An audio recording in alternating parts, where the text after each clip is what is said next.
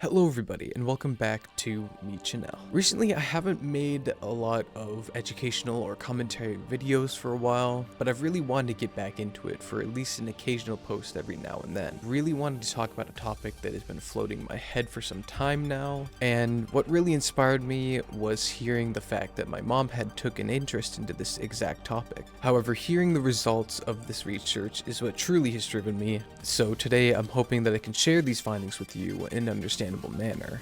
So without any further meander, let's get into it. But first, please subscribe to me to fix my horrible ratios. And yeah, that's all. Thank you.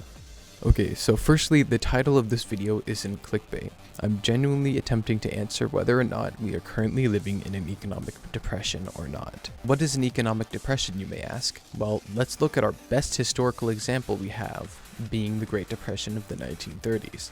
The Great Depression was a tragic economic crisis that lasted for 10 years. Commonly known causes for the Great Depression were low consumer demands, growing consumer debt, and unreasonable expansion of the United States stock market.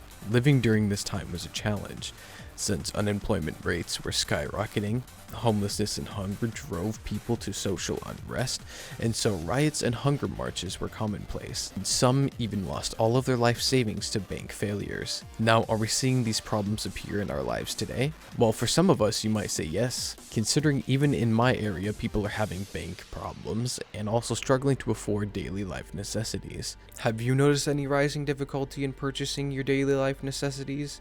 Feel free to let me know in the comments.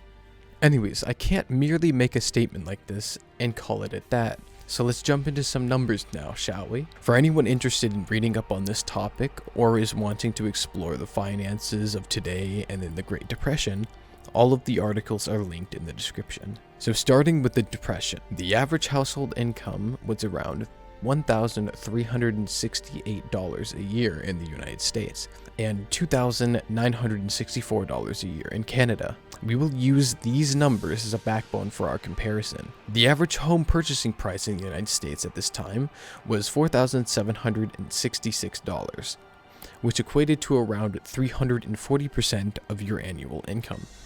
In Canada, it was $3,900 on average for a home purchase, which is 130% of your annual income. During this time, rent in the United States was around $18 a month, or $216 a year, which is roughly 15.7% of your yearly income. And in Canada, rent was $28 a month, or $336 a year, which is roughly 11.3% of your yearly income. Lastly, the average car purchase in the United States was $640, which is around 46.7% of your yearly income. And in Canada, it was $600, which is around 20.2%. If we add all these percentages up, you can see why life was a struggle during this time. Keep in mind, however, this is excluding items like groceries, and it's still this bad. Remove arguably the most important expenditure, and still nothing was affordable. Now let's look at today.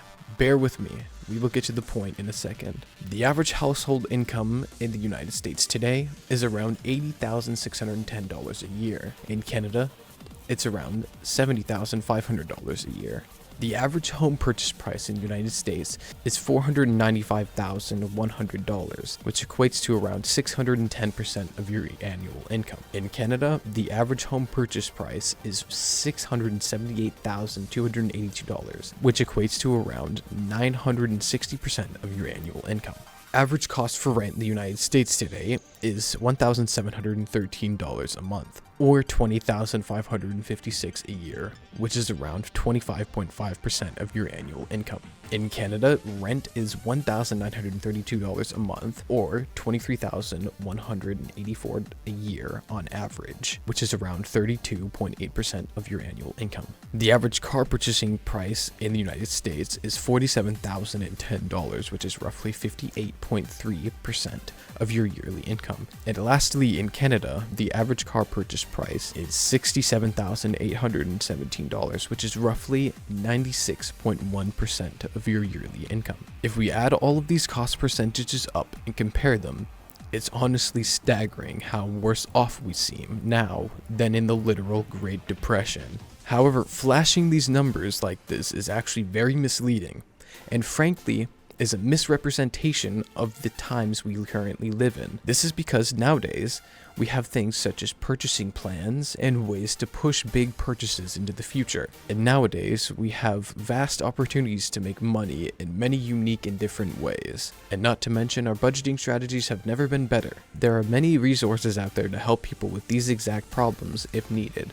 But hold on, the double-edged sword only gets sharper from here on out. What I said was completely true, but something we have nowadays and didn't have in the Great Depression is an ever-growing list of insurance bills. This on top of increasing taxes and grocery prices all add up to the question of whether or not the time we live in is really all that better from the past, or if we just have developed more tools to deal with it than before.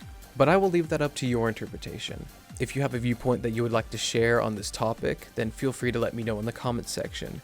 I hope you got something out of this video, and with all of that said, I'll see you in the next one.